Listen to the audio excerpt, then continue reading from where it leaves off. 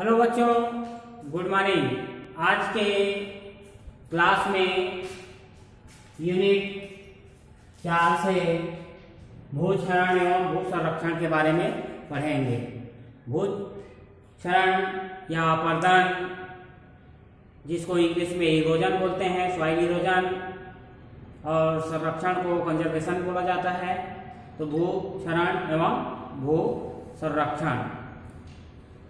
तो भू क्षरण होता क्या है या भूमि कटाव होता क्या है, मृदा अपरदन होता क्या है, इसके बारे में सबसे पहले जान ले।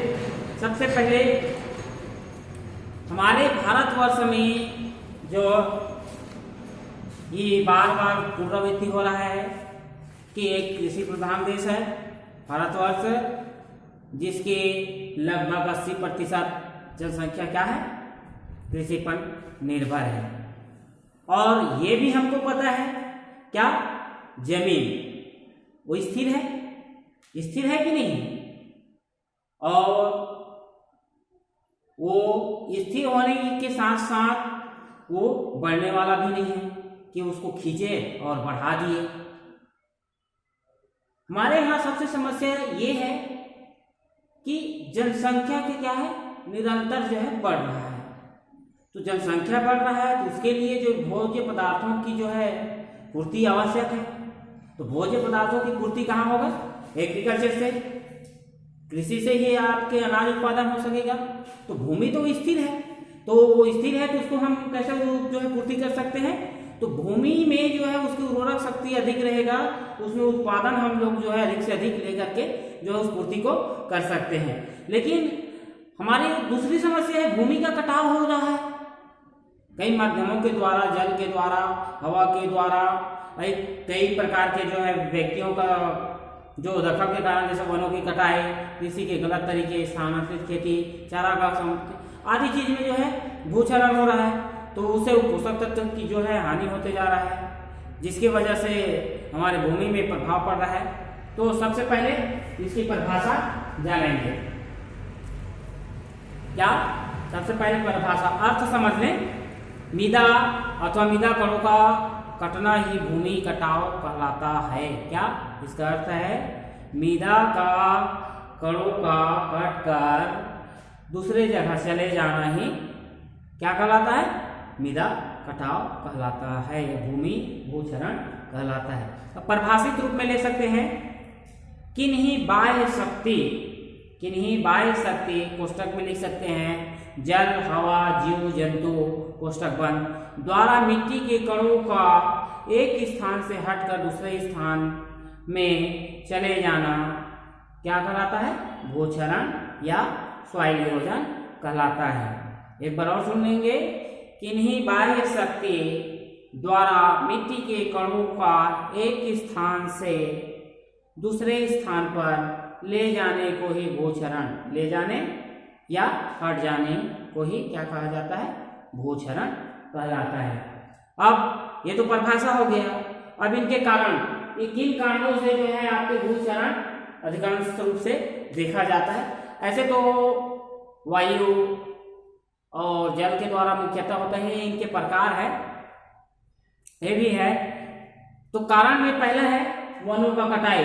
वनों का अंधाधुंध कटाई करने से जो भूमि में जो पकड़ हुआ है, उसका जड़ जो मजबूती से जड़ों को पकड़ा रहता है वो छूट जाता है, ढीले हो जाता है, और मिट्टी जो है क्या हो जाता है, ढीले होने के कारण जो पानी या हवा के द्वारा क्या हो जाता है, कट कर एक स्थान से दूसरे स्थान में चला जाता है, जिससे उसकी उर्वरक शक्ति नष्ट हो रही है।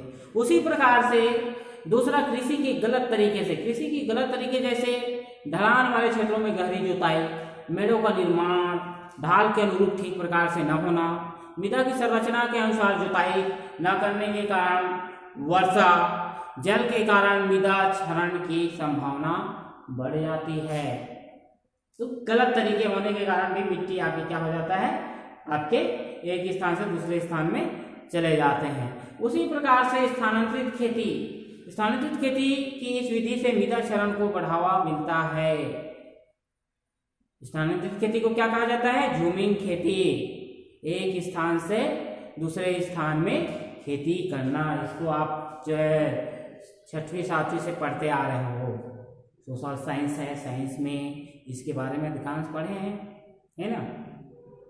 उसी प्रकार से चारागाह के वजह से चारागाह में उगी प्राकृतिक घासें मृदा क्षरण को रोकने में सहायक होती है। लेकिन ये अगर यहीं पे चारागाहों की कमी के कारण वर्तमान में मृदा क्षरण की गति में वृद्धि हो रही है। वो ऊपर ऊंचे नीचे पहाड़ियों में जो है पशुओं को चराने ले जाते हैं तो उसके पैरों में कट करके जीव जंतुओं के चूहे वगैरह को मिट्टी इस तरीके से एक स्थान से दूसरे स्थान से क्या है जा रहा है, उड़कर जा रहा है, बह के जा रहा है, और जिससे उसके ऊपरी पोषक तत्व जो रहता है वह क्या हो जाता है, नष्ट हो जाता है। उत्पादन कहाँ से मिलेगा, ये कारण है।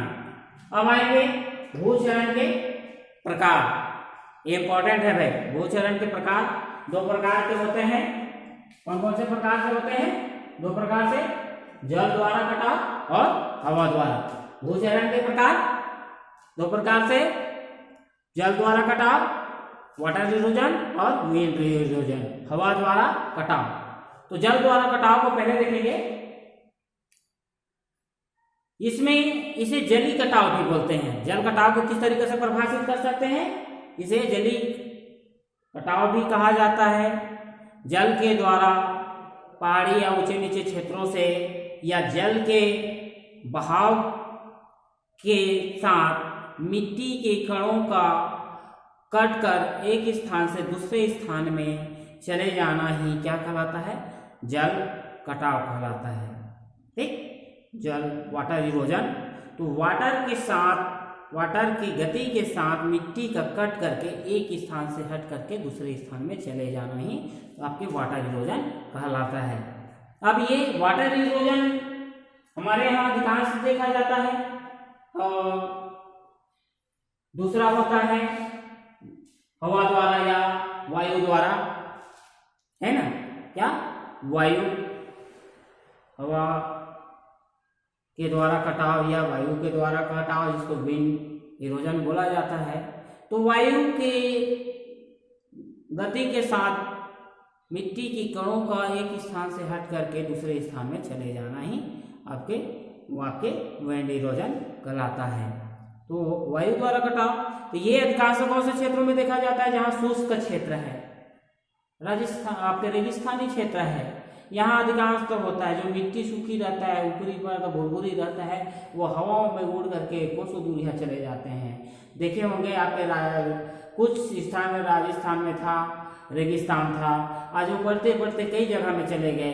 किसान जो है अपने उस क्षेत्र में क्या है, फेंसिंग करे रहते हैं, पत्थरों से, पेड़ पौधों से जो है फेंसिंग किया रहता है, ताकि जो है एक स्थान से दूसरे स्थान में वहाँ की मिट्टी कण जो है रेतीली जो स्थान है न बढ़ पाए।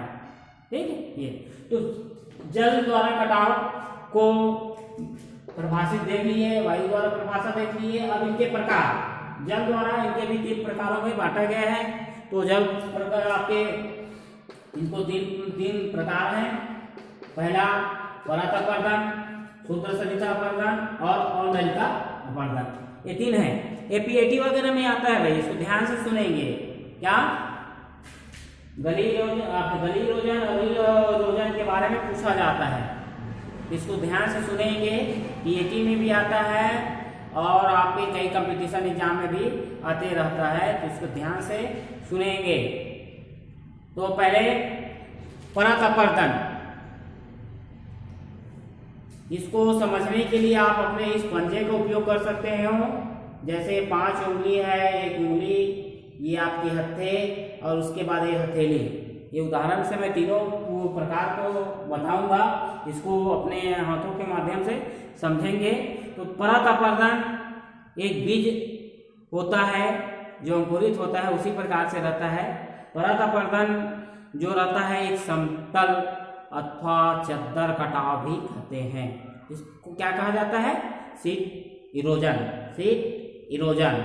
इसे समतल या चद्दर कटाव भी कहते हैं, क्योंकि इस कटाव में भूमि की ऊपरी सतह की मिट्टी छोटे छोटे कणों के द्वारा कट कट कर प्रति वर्ष बहती रहती है। किसके द्वारा? जल के द्वारा, जो घुल करके क्या है आपके पानी में ऊपर की सतह कण जो बह जाता है, जो सामान्य आंखों से दिखाई नहीं देता है, ये परात अपरदन है। जो हमको पता नहीं चलता है, जिससे इसमें अधिकांश भूमि में मिले जो नाइट्रोजन, फास्फोरस, पोटास जो पोषक तत्व है क्या हो जाता है, वो भी बह जाता है उसके साथ में। इस तरीका से, इस प्रकार से कटाव अपेक्षाकृत अधिक हानिकारक होता है, जिसकी रोकथाम क्या है, शीघ्र करनी चाहिए। कृषकों के लिए सबसे ज्यादा नुकसानदेह है, इसमें पोषक तत्व की जो है हानि होता है। तो ये परत अपर्दन है। तो एक बीज अंकुरित होता है, उसी प्रकार ये भी आपके क्या रहता है, एक उंगली है, छोटे इसके ऊपर परत दिखाई नहीं देता है। उसी प्रकार दूसरा क्षुद्र सरिता या रिले इरोजन बोलते हैं। यह समतल कटाव का बढ़ा हुआ रूप रहता है। ये जो पहला जो सीट इरोजन है उसका क्या रहता है, बढ़ा हुआ रूप। जैसे बीज के अंकुरण के बाद नया पौधा तैयार हो जाता है, पहले बीज डाले उसके बाद जो अंकुरित होगा तो पौधा तैयार हो जाता है, वैसे ये बढ़ा हुआ रूप रहता है। ठीक उसी प्रकार से यह कटाव रूप धारण कर लेता है।